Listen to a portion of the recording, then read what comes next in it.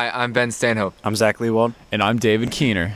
And welcome to another late night edition of the Movie Vault. Like every week, we are out. It's 1 o'clock, but we're outside this time. Yeah.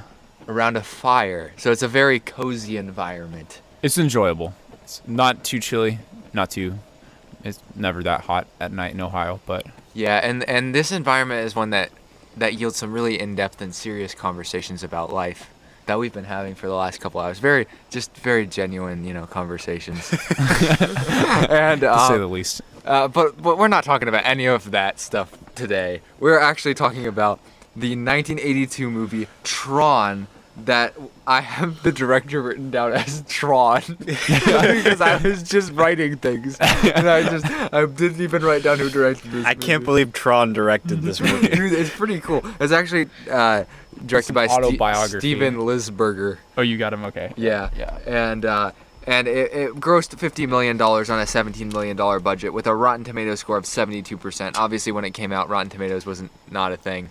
But now this is so I think they retroactively go through the reviews that came out at the time. It's not all like new reviews or anything. So yeah. So that's what it got. Yeah, you definitely can't rate it CGI by today's standards. It'd be hard. I will admit this is a hard movie to fairly rate today because it's just so based in CGI. But we'll get to that. Yeah. But it makes Roblox look like Avengers CGI. Yeah. Zach, what would you say about this movie? This movie is it's almost like if you were to combine real life with Fortnite, with Tetris, with a couple other video games, and then... Set in the 80s? Yeah, set in the 80s with poor CGI. Yeah, that sums it up. I don't know where the video games come to play, but... Well, it's like a video game-esque. I guess that's true. They're playing all the games within... Literally, the boss had one open square to throw the disc through to destroy him. That's a boss level. And there was a boss level, yeah.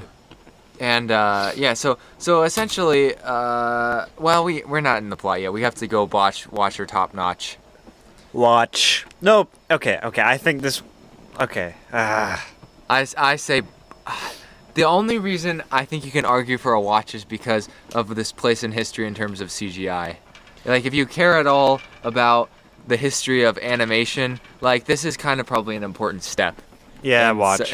So I guess watch because of that. Yeah, I think it was one of the first movies that used all CGI for special effects, if I know that right. Because that sounds right. I mean, I can't think of anything else. Yeah, it definitely looked a lot worse than Star Wars or anything like that, just because they only use CGI and strictly that. But it's interesting. Wait, this came out after Star Wars, yeah, right? It did. Right. But Star Wars used some CGI, but a lot of practical effects. They used a lot of practical effects in Star Wars. Looked way better than this. That's because they used practical effects. Yeah, but why would they take this route? Because I think they were trying to be revolutionary. Because think about it, this is supposed to be a computer game, computer movie, not a sci-fi movie. It is a sci-fi movie, but it's not supposed to be based in space or anything. It's supposed to be based in a computer. Yeah. So this would be the route that you'd want to take if you were going to do that and try to be revolutionary in some regard. Or take a practical effect route, make the movie look great, and then wait till computers catch up. Well, the practical effects that they did have would be costuming, right? And that looked pretty bad. It did look bad because it contrasts bad with. They could have changed those costumes. Okay, so the costumes were bad, but what they had to do, they had to splice each frame of the face onto the thing by frame. And that sounds annoying. And I was watching this thing on it. I don't remember what it was, but and also the animation. What they would do is you would write down for the animators back then. They would write down these sheets, and these sheets would just contain a bunch of numbers, and the numbers would correspond to locations. So the animators would literally just write numbers and then send them to the animation rendering area, and then they would render the numbers. So the animators were literally just writing numbers down. It wasn't any you didn't. Oh do my it. goodness! That's insane. They put a ton of work into this. That seems very inefficient. Yeah, well, that's the thing. So you have to look at it oh wow, they're the first ones to do this, but they obviously weren't trying to make it look the best considering. But like you also have to remember if you did like use models, like that's what Star Wars did, Star I Wars believe. used a lot of models. Yeah. They use a lot of models, and like it would be kind of hard to like make models that look computer generated, especially when back in the 80s you're used to like computer generation being kind of low quality. Yeah. So it would make sense if you're going inside a computer game that the imagery is used as low quality. And that's why I think when you're judging this film critically, you almost have to just forget about the animation and just kind of focus on the story, because there's almost no way to fairly judge and critique it other than being like it was impressive, because this is still like it reminds me of a really bad like early 2000s animation like TV show knockoff thing. But the fact that they were doing it before anybody had anything better, and now there's still like people who are making animation of the same quality because they don't have enough money.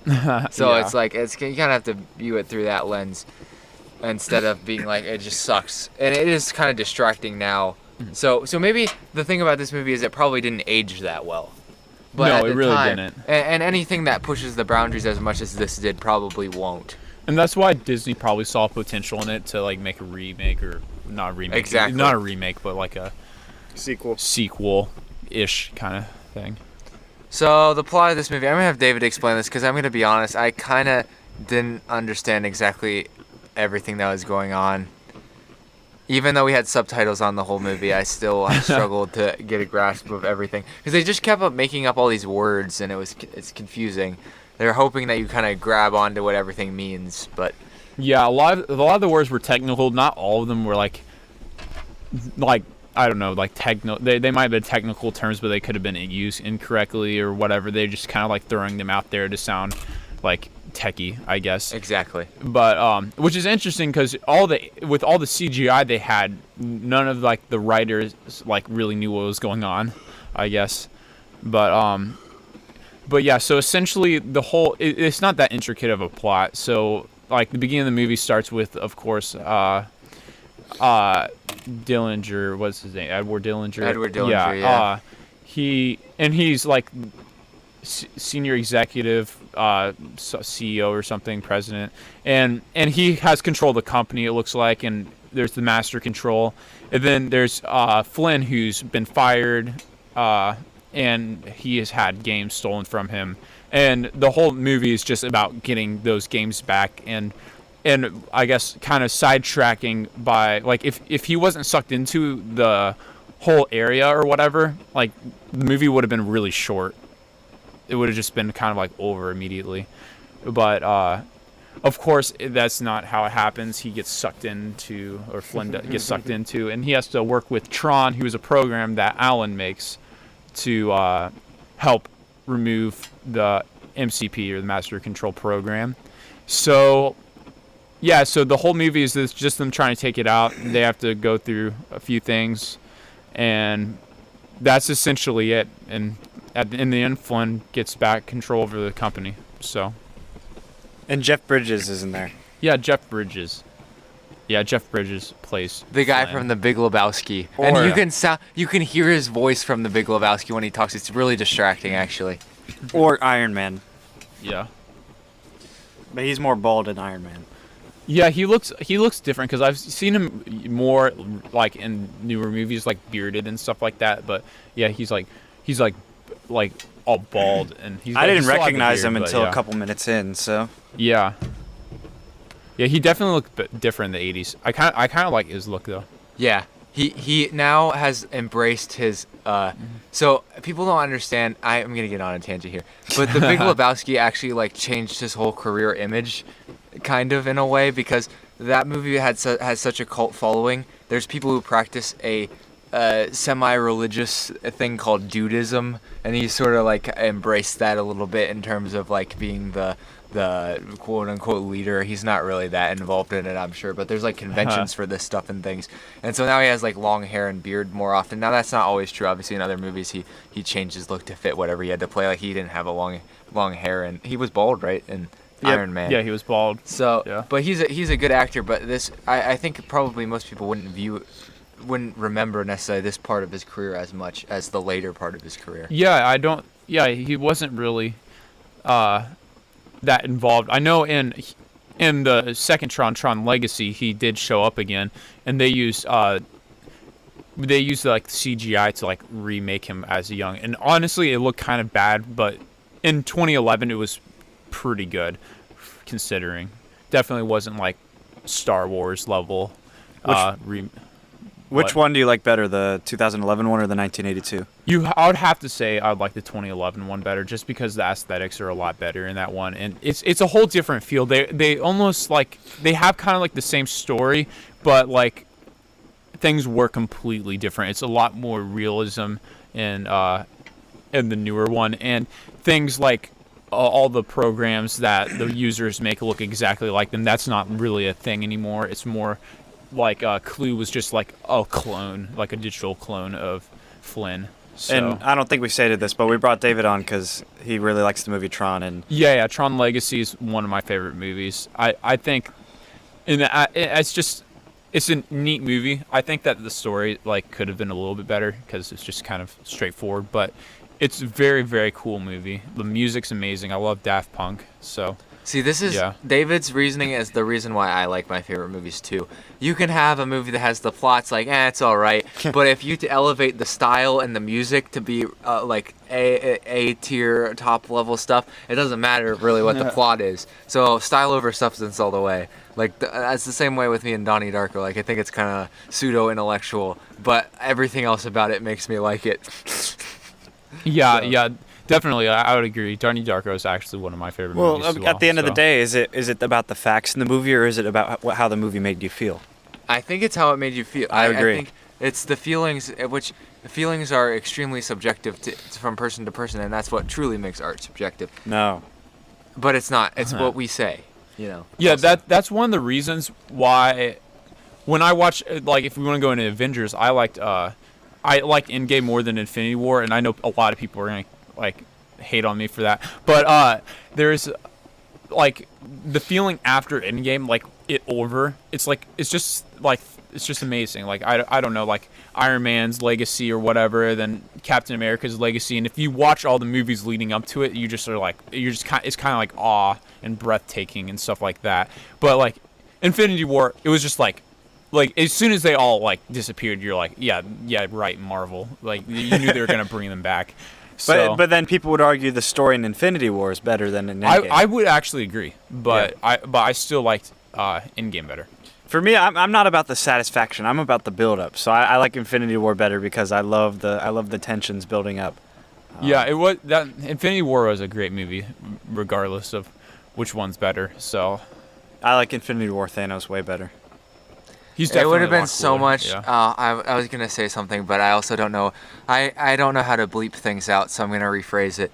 I think it would have been so much cooler if they would have just ended Infinity War with everyone dying and just been like, "Yep, this is the end," because that would just be like everyone would be so mad, and I think that would be super baller if they would have done that. But yeah, but they set up so many franchises already. They're too much scaredy cats to do that. No, they're too greedy. Yeah. I don't think they're afraid. Greedy. I think that is the problem. That's why people like Martin Scorsese don't like superhero movies, because it like turns, and it's not even like they're bad. It's more that the repetitiveness of it turns it into a cash cow, and then that kind of takes away from your ability to enjoy. But we're not here to rat on. But hold on. To go back on Martin's claim, I will say that like although it does take away from the films that are trying and they're artsy and stuff. I do think that there is something to be said about a big cinematic universe that's just kind of come up in the past 10 years. That is true. And this is Martin Scorsese, who's made like 5 mob movies that are like similar to each other, kind of. So I don't know that he can talk a whole lot about like being annoyed at repetitiveness, I guess, he's had his fair share of films that have made millions of dollars. So he might not be the best person to talk about that, but he probably raises some interesting arguments. Yeah, but that was why Donnie Darko was so good. It was because at the end, it wasn't a happy ending. It wasn't a sad ending because a lot of things were saved because what he did like kind of like saved reality in some sense. I don't know. It's very intricate, but it wasn't like this happy ending. But it was just like after you've watched it, you're like, whoa, what just happened? It was just I don't know. I just love it. Yeah, anything that blows your mind. And then keeps you coming back. That's a good movie. I Another thing, I'm sorry, this is not the movie at all, but another thing that I think added to the Endgame thing is we kind of knew what was going to happen, but we had to wait 10 years for it. And I think it finally happening is what made people so excited about it. So in some ways you could say that superhero movies are overstimulating because they release like 3 of them every year, at least in Marvel. But in other words, you could say that you actually have to be really patient because it takes so long to develop every character, and they take the time, because it's quite literally the we are not just gonna. It's like you take a movie and you're like, well, they only developed 2 or 3 characters, so we're gonna take the time to give all the main characters a trilogy, build them up in these main movies. So if you're looking at it from that way, and it's the combination of that. They didn't have a choice. In order to make a cinematic universe, you have to latch on to something like comic books, because it's the only thing that's big enough to do something like that. It has characters that have already been developed enough to a point that you can take them. Because I mean, you can't make a cinematic. You can, I guess. Things like Game of Thrones kind of do that too, but they're TV shows. But to take a completely original idea and try to make a cinematic universe of it would be hard. Game of Thrones was off a book too. Because people already know they want to watch a Marvel movie. If you make Iron Man, and they didn't plan it out that much because they didn't know how successful Iron Man was going to be. But when you start to realize the success that they had, then you know. But people already want to go watch a movie about Captain America. If you just come up with some random character, people don't even know that they want to watch this person on the screen. So you have to stick with something that's already known. Yeah. All right. Anyway, back to the actual movie. Yeah, I was gonna say the quote of the movie is, "You should have joined me. Would have made a great team." Edward Dellinger. I don't know. I just that was his. That was his. That was just a line. That was his program, actually. Technically, I don't. Oh, his program. I don't remember what his program. It was Stu. Stu. Yeah. Yes. Why did I pick that one as the best quote of the movie? Because it's the most cliche thing that you could ever say. It is honestly very cliche, but yeah. So I guess I don't know what I'm trying to say by picking something that's cliche. There's probably some other good quotes in there, but I don't know. There's a lot of things about programs, and there were some weird noises that people made. I don't know. Jeff Bridges made some weird, like, he was like, what was that one scene that he was like, because they stole it from, I don't know. He was like, they stole it from me. Yeah. He's like, because man, or something like that. Because man, yeah. He just like exploded out of nowhere. It was kind of like a jump scare almost. It's kind of funny. But a lot of people had many other opinions about this movie, and that includes, I forget what his name is, Mike Massey from Gone with the Twins. You know, like Gone with the Wind. Mike Massey, you're so funny. Okay. Like A+ for your comedic timing.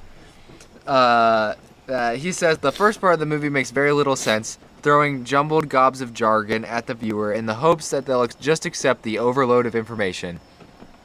That kind of sums up the whole movie, to be honest. To be honest, I don't really have too many disagreements with this. So Matt, we will tell you, you can always be a pessimist, and we're happy that you are, because we kind of agree with you. Welcome to the Movie Vault family, Matt. Matt, you're not like A.O. Scott. We have some A.O. Scott news, though. Yes. We're going to have a new segment called A.O. Scott News. I'm going to come up with something to say every week. We're adding this into the line of things.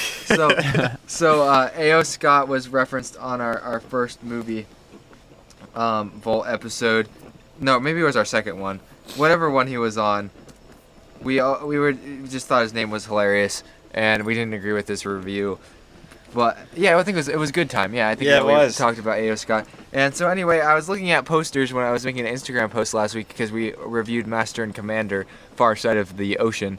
And I noticed that A.O. Scott was on the poster saying that Master and Commander was the best movie of the year. Yeah, right. So I'm going to go fact check A.O. Scott here. So Master and Commander came out in 2003, I think. Yes, 2003. So I'm going to look up what movies came out in 2003, and we're going to see whether he was right. Uh-oh. Please. If it's Master and Commander, that's disappointing. So here. we got Big Fish, okay? That's one of my favorite movies. So I already disagree with him. Kill Bill? Kill Bill, Volume 1, okay? That's better. How could you even put? So he's certified wrong, basically. But Bad Boys 2 came out in 2003. Well, I'm just saying. I've never watched Bad Boys 2, but I'm sure it's better. I watched it. It was I don't know, average. Average. Yeah. Lost in Translation came out. It's a movie that I'm gonna watch. House of House of a Thousand Corpses came out. All right. Anyway, A.O. Scott, you're wrong. I would watch Master and Commander over House of a Thousand Corpses, and I have seen both. Kill Bill came out in the same year as Master and Commander, so A.O. Yeah. Scott is wrong. Yeah, and yeah, I'm sure there's other movies. I mean, Too Fast, Too Furious. Come on, man. Too Fast, Too Furious. That's actually a good one. It's the one where they help the drug trade go down. I've never watched it, but I just know it's one of the best titles ever created. Okay, so Yeah. A.O. Scott, you're wrong, and this is week 1 of us telling you why. Okay. So say you get stuck in a video game, all right, and You're on a Tron. you build a house in the sickle. video game. You need to call a video game person within the video game, another program, to get some insurance on that video game house that you built. Insurance program. So to a person in this predicament, I would say call Hedman Anglin Agency, because they would love to save you money on a home insurance and on home insurance. I think you also could call it house insurance. It is home insurance typically. Is the house your home? Yes. Yes. But home is where the heart is, though. No. That's not true. Your heart is Materialism literally all always the with you. way. Your house, how big your house is, determines your value as a human being. Definitely. They could also save you on auto. So those little cycles that they were driving around. Yeah, Need what are- some auto insurance. What were those called? yeah, life Because cycles. some of those got destroyed. Yeah, I bet they wish they had insurance on those. After. Yeah. So we would have say that you should call 614-486-7300. That's 614-486-7300. And the folks over at Hedman Anglin Agency will get you helped out with all your insurance need, even if you live within a video game. Although if they don't live within a video game, I'm not sure how you would contact them, but I think they might have a representative down in the video game world. Yeah. Not totally 100% sure on that, but they might. Might need a hire broker or something. So yeah, have some pride of ownership and call them. Yeah. Because you need your house insured and you have to have your auto insured. It's the law, I think. I'm pretty sure it's a law that you have. Auto insurance? You have to have liability. Yeah. So Okay. So now we're going to our system of rating, which we are not using numbers for. We're just going through the categories and talking about them. So sentimentally, what are your memories with this movie, everyone? are we talking more like personal sentiment? Personal sentiment. Yeah. That's What does it mean sentiment. to you, David? How Honestly, did it make you Like a feel? therapist. honestly, it just means this was the idea behind one of my favorite movies. So So- I see where they came from. I see what they tried to accomplish. It was like a decent movie, but it just wasn't enough to like make me love it. But I Okay. think that later people took the better parts from that and like made it into something great. So Very good. Very good. I have not watched the whole Tron Legacy, and I don't really think that I had the greatest first experience because I was in like a van. We were going. we're watching on like an iPhone 7. iPhone 7. And then we had a splitter, and then we- put another splitter in it so that 3 people could listen to it And at once. I just could not watch it that way, and I was like, don't get what's going on, and I didn't really have enough time to focus. So I think it's kind of unfair what I currently think of Tron Legacy, but I've also never finished watching it, so I don't have any official ratings for Tron Legacy or anything. But since I don't have as much experience with this, I would just say this was kind of just and the only thing that was kind of intriguing was how bad the animation was. So that kind of stood out, but not necessarily in a good way. That's kind of where I'm at. And I really liked Tron Legacy growing up. I mean, I'm going to be honest, this was not at all what I was expecting from the first Tron. I was expecting more of a Blade Runner type of thing. Yeah. But like even the discs that they threw in Tron Legacy, I was like, "Oh, that's so cool. I can't wait to see that in the original." And they It were was like, just like frisbee. yeah, it was they were literally frisbees. like with the swirly thing on it. And they even had like the indent of frisbees, like yeah. it was in the exact form of a frisbee. I do remember that the whatever you call I guess it would be animation or whatever, the visual CGI. effects Oh, and CGI yeah. in Tron Legacy were so much more impressive than this movie. Oh, Like, Tron Legacy was one of the better. I think is one of the best special effects I've ever seen. It's just a beautiful movie. I Yeah. don't know any way else to put it. And especially it came out in 2011, of course. And this is only like this is within like 10 years of Star Wars 1 coming out. What was that movie officially called? I forget. A New Hope? No, the Which Star Wars? the prequel. Oh, episode 1. Episode 1, yeah. Phantom Menace. Phantom Menace. That's which right. was absolutely atrocious in terms It of was CGI. atrocious. Yeah, and I if you liked it. saw the CGI on there, Atrocious. it's just I don't terrible. even consider The that to worst. be a remotely good movie. This And movie, yet Ben hates that movie, but he likes The Last Jedi. yes, the Phantom Menace is definitely worse than Tron. I'm just saying that. Yeah. Okay. Which Tron? Both probably. Okay. I might agree with you. And I don't know. probably the second one too. I don't like that one either. The that second much. one there's just not a lot happening. Yeah, but I like it. Clone Wars. I like the third one. We though. just can't talk about Star Wars because we have drastically. Well, maybe me. I have drastically different opinions on what makes a good Star Wars movie. Yeah, it's interesting because I always thought growing up that everyone had similar they're okay 4, 5, and 6 were Well, pretty now good. there's It's people who really like kinda the good. prequels because they grew up with them. I can't. So I no, just- the but I prequels, can't man, really- I don't know. Get behind that. Number Even three. But people that appreciate even Clone Revenge Wars, of the those Sith, are the real I am not people. the biggest fan of it, even though it's a lot more watchable. I love 3. People that can appreciate Clone Wars, though, I like the Clone Wars. that's a good thing to appreciate. Okay, how about the message? What was the? Is there really even? What are you supposed to learn from this movie? How to okay, here's the message. So, the main character, what's it? Jeff Bridges, whatever. Clue. Jeffrey. Flynn. Yeah. Kisses the other main character. Oh yeah.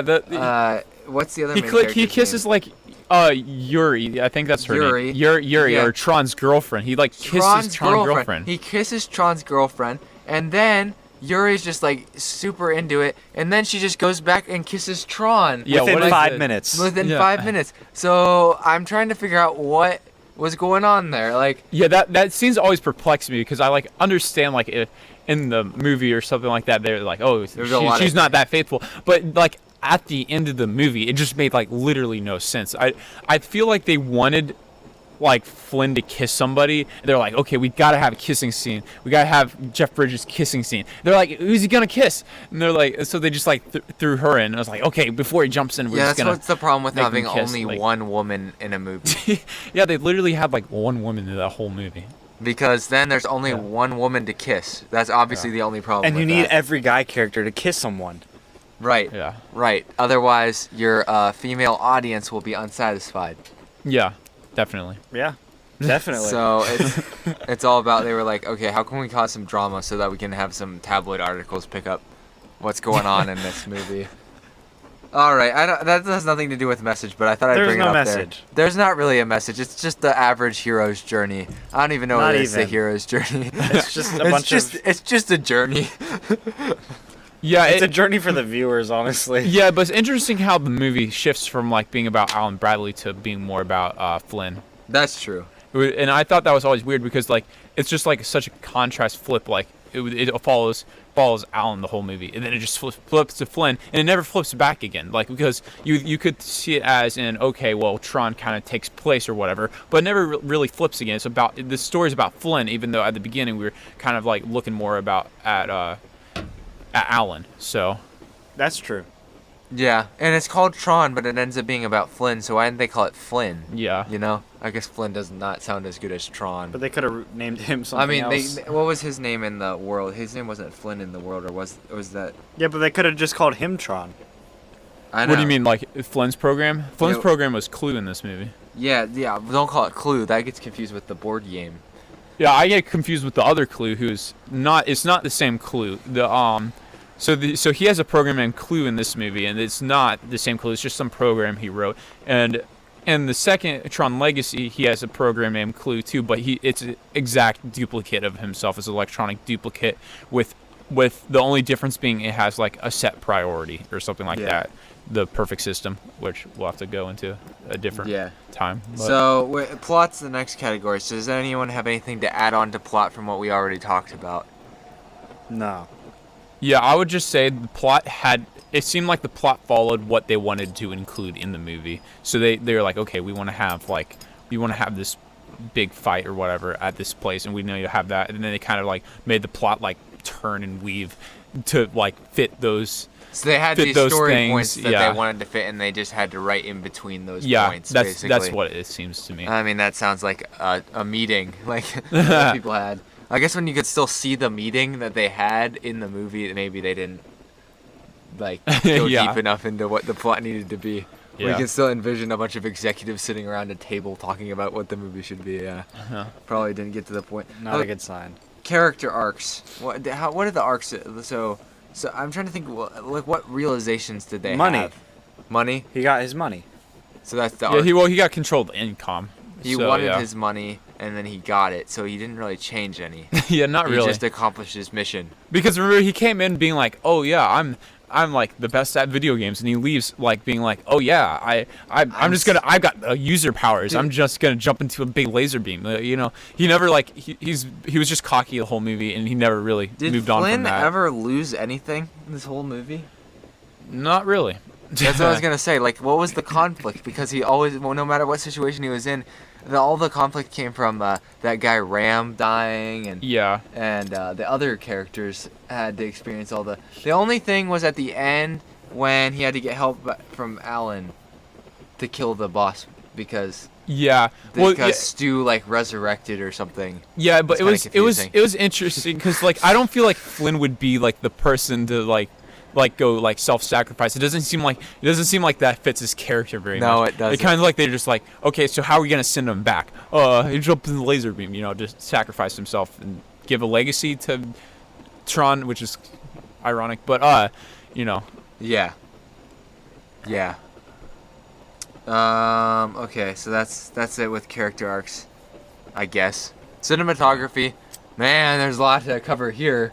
I mean, In the real world situations, I think the lot of great- cinematography was average, but like, yeah, it's average. It's nothing like crazy. but like in the actual thing, like we How do you Yeah, how do you- cinematography for claymation? yeah. Well, the thing is, animation doesn't even fit under cinematography because Yeah. cinematography would be like, oh, I guess You could. only now has animation gotten to the point that you think about, wow, they really set up the angles of like how they animated this. Because I think of Yeah. a movie like Soul, and like you can look at that movie and be like, look at how they like. It feels like there's a little animated guy who is just standing there filming the movie, like in some Yeah. parts at least.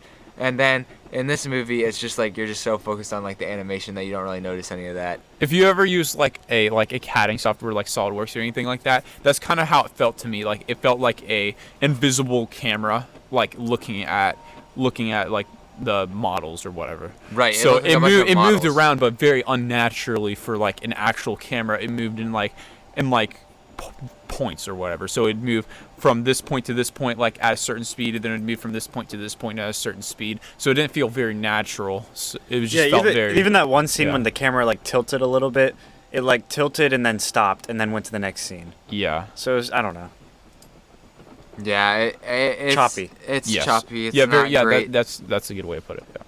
And the animation, if we're fitting that into here, our style is just obviously it's a new frontier. So it's, you have what you get. You get the bad guy is literally a giant cylinder with a cone at the And I top. can already Yeah. hear some of our listeners thinking like, oh, these Gen Zs just complaining because it's not up to their CGI standards these days. They're so ungrateful. But like, come on.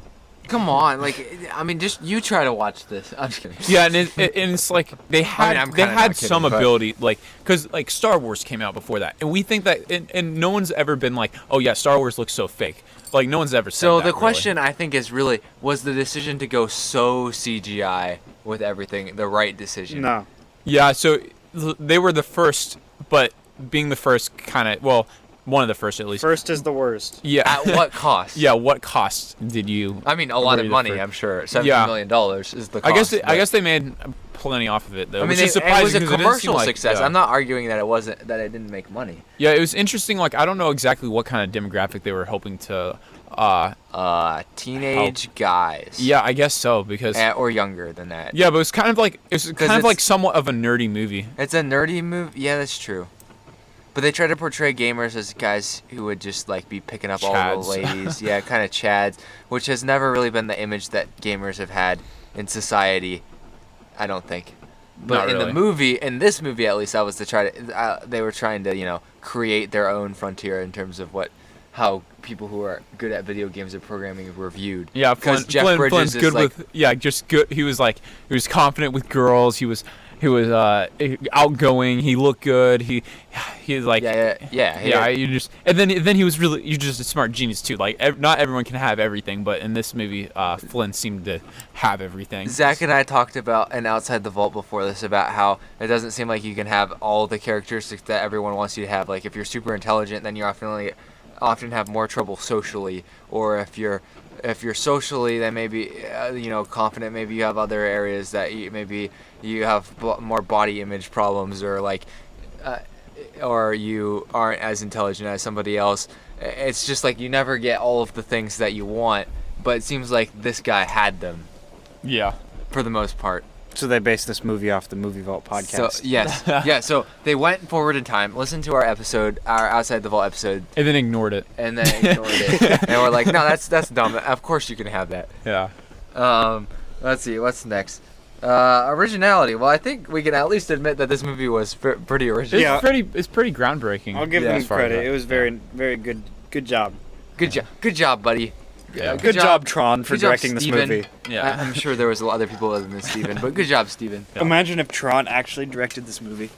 That'd be Tron. pretty. Yeah. Well, you know what? The first time Imagine the first movie directed by an AI. That's what I was just thinking. Yeah. Like Elon Musk creates an AI that can direct movies, and it's like Martin Scorsese's like, this is terrible for the movie industry, and then he like makes something that's better than Martin Scorsese has ever made. Yeah.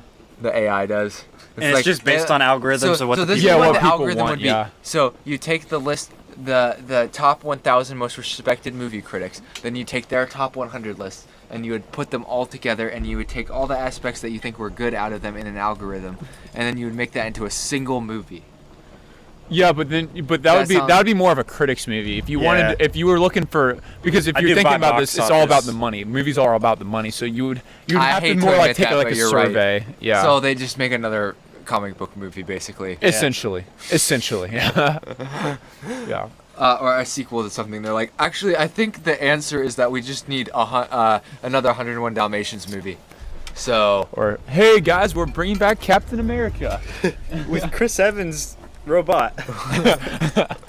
Chris Evans to Tron. Chris Evans is gonna play Iron Man in the reboot of the MCU. My goodness. And Robert Downey Jr. is gonna play Captain America. He's gonna be older, so like it'll be like gray-haired Iron Man, because this will be when Chris Evans is a little older, when they're actually. Because I just wonder what will happen when they actually try to reboot the entire MCU, when they're like, okay, we've done enough things, we're gonna try to like actually reboot the entire thing. Yeah. In my opinion, they'll never make a better Iron Man than Robert Downey Jr. How long will you give them until they are like, we're just gonna remake Iron Man? Like, I don't think they 20 ever years? can. I mean, Iron there's Man, like what, 5 Batmans, 3 Hulks, 3 Spider-Men, and Spider-Man. 5 Supermans, Yeah. and then how many Iron Man? One. One. And it's because Iron Man was like a B-list superhero until this movie. Yeah. And that's why it was interesting, because no one ever How many done Ghost that before. Riders are there? Only one, Nicolas Cage. It had nothing to do with it being No, there's like a bad 2. movie. There's one in Agents of S.H.I.E.L.D. Oh, dang. Oh, Oh, there's there- Nicolas Cage. I can't wait till the Nicolas Cage movie that he plays himself. Yeah, I heard about that. Wait, what? There's a Nicolas Cage movie coming out that he's playing himself. Who's directing that? Some guy Nicolas who's known Cage. for No, making. sorry. Tron. His Tron second movie coming out. Nicolas Cage. Nicolas Cage as himself. I need to watch like the good Nicolas Cage movies because they do exist. It's called The Unbelievable Weight of Massive Talent. And who's it directed by? Gornikin. Who's this guy? Nicolas Cage. Oh yes. Okay. It's Tom Gornikin. Never heard of him. No, this is the person who wrote the script. I have no idea who's directing it. Oh, yeah. But anyway, it's the movie is called The Unbearable Weight of Massive Talent, and Nicolas Cage is gonna play himself, and that sounds amazing. We should do that. So when that comes out, we'll probably review that. Meanwhile, we need to go watch the other Nicolas Cage movies like Face Off and Con Air and National Treasure and Mandy and whatnot, so that we can really study up on Nicolas Cage. He's in so many movies. I think he's won an Oscar or was nominated for one, which is crazy because most people are like he's a terrible actor. Well, National Treasure is pretty good.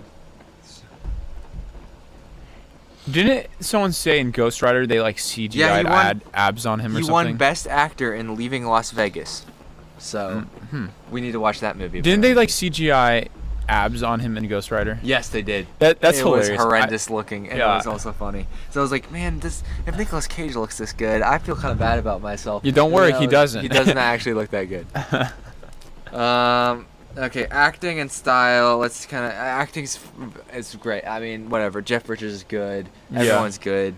Well, yeah, there were some parts where I felt like it was a little bit like weird. But David Warner as Edward Dillinger. I'm gonna be honest. I thought it was terrible.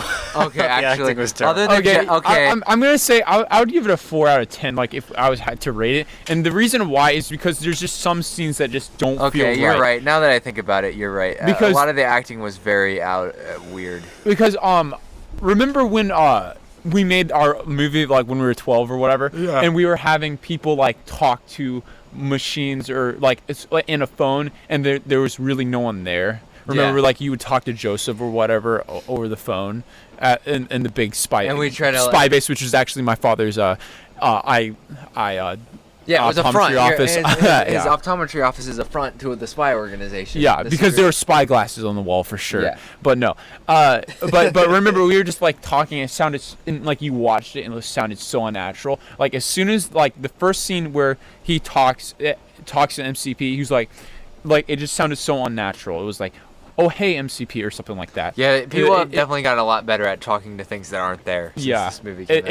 It sounded bad, and then there were other times where, whoever plays Alan Bradley, he just sometimes just sounded like weird, like all of a sudden I don't know. It was some of the dialogue just didn't seem now, and like after like they enter like the digital world, I think it like becomes more vague, and I think the acting gets a little bit better there. But yeah, I would say though Jeff Bridges definitely pulls his own weight in acting because he was easily the best actor in that movie. Oh yeah, by far. Yeah, He's the only one I remember. Yeah, he's the only one I really know the name of the actor. None of the other actors I don't think are like, maybe Bernard. I don't know. None of these people are like people who are like anything amazing. Yeah. In terms of like their career, but Jeff Bridges obviously exceptional career, right? For the most, I mean, yeah, and yeah, anybody who went on to do a bunch of stuff with the Coen brothers is probably good. That's what I say. So Brad Pitt, George Clooney, anybody who does stuff with the Coens is good. We've never done a Coen brothers movie on here. Isn't that hard to believe? Yeah, and after all the times you talk about it, I have no idea how we have The Coen brothers are some of my favorite. I mean, I guess you consider them a singular director, even though there's two of them. It's like the Russo brothers. Yeah, they're some of my favorites. Probably top 3 or 4. There's only a few directors that I've watched enough movies to be like confident enough in saying that they're one of my favorites. Style, it was pretty much fits into cinematography in that a lot of the animation kind of takes away from it at this point, but we know it's revolutionary. At the time. At what cost? Yeah. We'll just repeat the same thing. The score, I feel like this is a little bit of a contentious area because I think the score in the second movie is so much better because Daft Punk did it. Yeah, I think it sounds weird. Yeah, because it's a lot more orchestral. Yeah, but it also has like the weird like noise that you would hear in like low budget TV shows or something like that. Have you ever noticed that? Yeah. Like Ding, ding, ding, ding, ding, ding. Something like that. I think the theme of it like that goes dun dun dun dun dun, which they carry on to the next movie. Like Flynn like makes that noise when he gives his son Sam the toy or whatever. So but like I think that sound is like a nice sound, but like the rest of the background is just very like unmemorable and not really that good, and it sounds almost low budget in my opinion. But yeah. The whole thing looked a little lower budget than it probably was. Yeah, is because I'm sure they dump like 90% of their budget. I don't know how much CGI. 17 million really is in 1980, but it seems Lot like more I than it is expected the now. budget to be a lot higher Yeah. than that. But it was a lot of it in CGI. because it didn't seem like they put a lot of money into the other like costuming and everything else. Mm-hmm. Okay. Or makeup. Or joking. I'm joking. Or how about choreography? I think this was also pretty not great. No, Because there were scenes where they were like fighting the people, and it just looked really like. it's kind of dumb.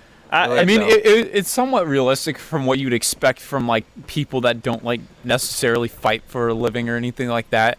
Like, I guess if you that's just true. like brought random people on like a playing field and we're like, okay, go kill each other, I think the movements would be pretty awkward. But Maybe. I did like the one scene where they were standing on the two targets, and then they were fighting each other, and they had to throw it at the ceiling, and then hit Yeah. the other side. Yeah, it might that be was like cool. it might be somewhat anticlimactic. And No, that was so cool. I would. The oh, only no, thing no, is there was I meant, no like, overall, there's no yeah. music during that whole sequence. Yeah, It's just silent. So it was a little awkward, but I don't know. Maybe that's how movies were back in the day. What do you think about like the sound effects of like the footsteps, which were just like you hear like weird reverb on it, I did not notice that. like can you remember like the noise the ball made when it was hitting the ceiling? It was just like footsteps, but it was like lowered the quality and like increased the reverb a lot. I did not realize. So it made like very nasally noises.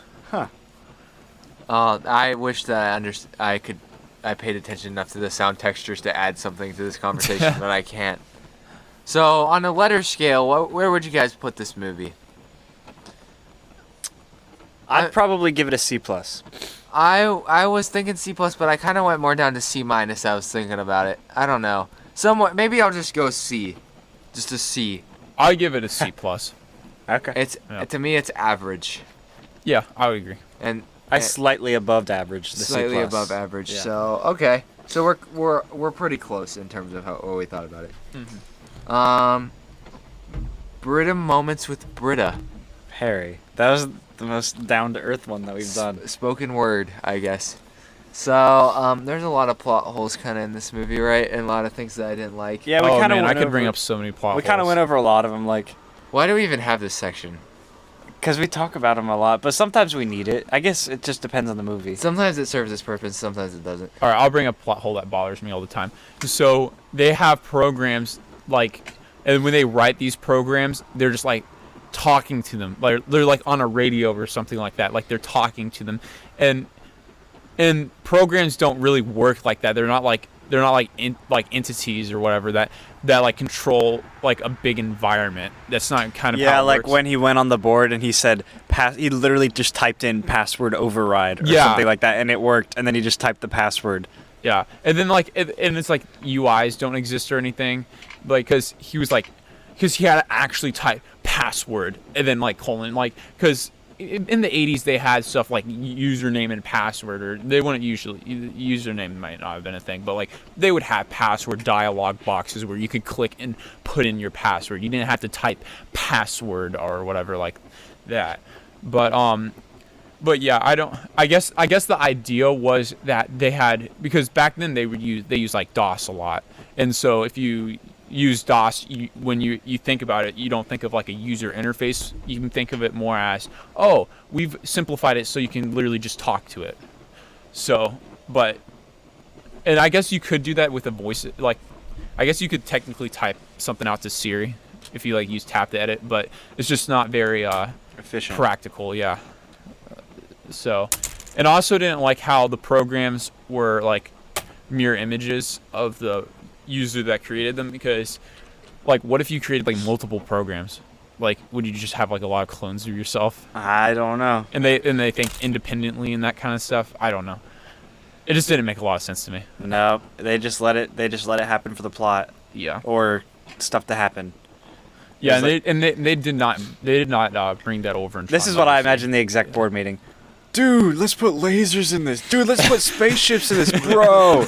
We should make it like a grid world, dude. It's like so trippy. Yeah. Dude, that would be so cool. Dude, if we get these like motorcycles, but they're like they ride on like light. It made 90-degree turns. Imagine when they came up with that. Dude, it's like a motorcycle, but it can make 90-degree turns. What are we gonna call these like bikes that have like light coming out of them? A light cycle. It sounds like if I was like a 9-year-old making a sci-fi thing. Like this Yeah. would be the stuff that I would come up with. my alternate versions of Star Wars were kind of like this.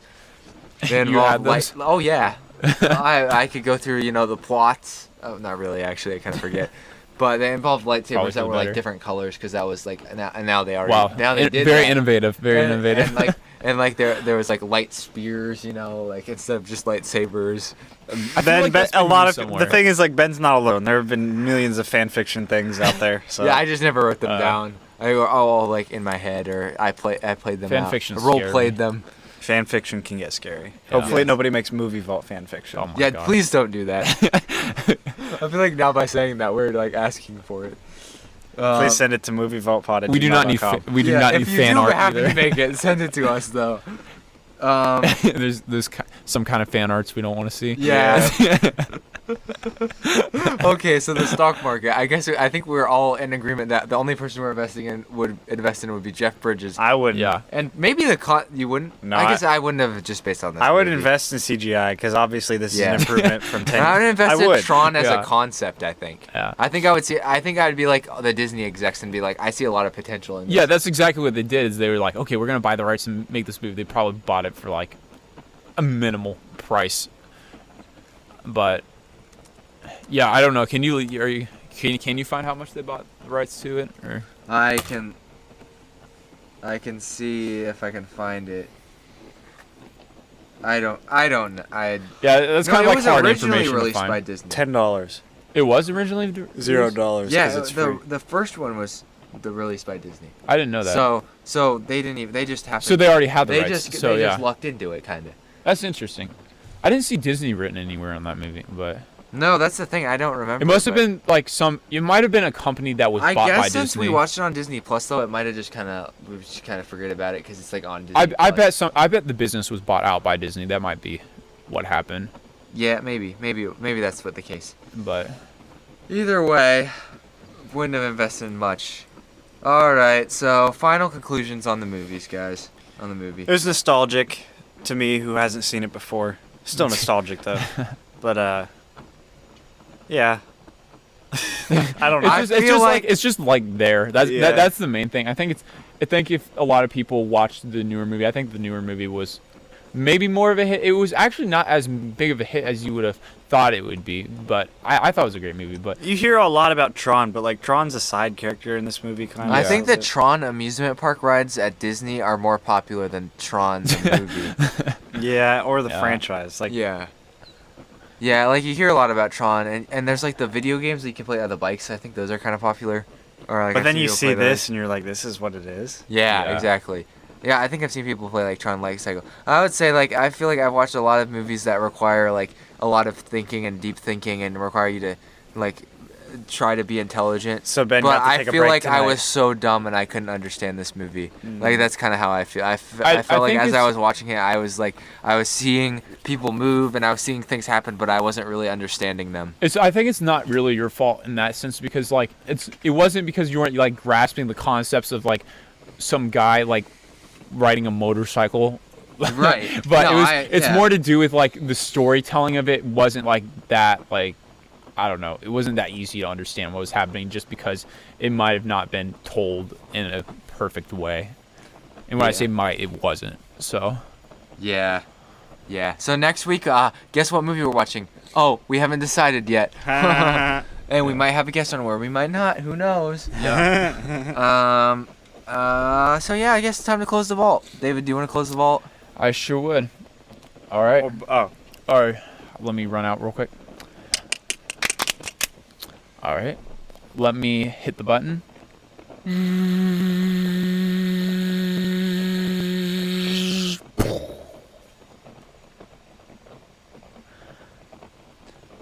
Scooter.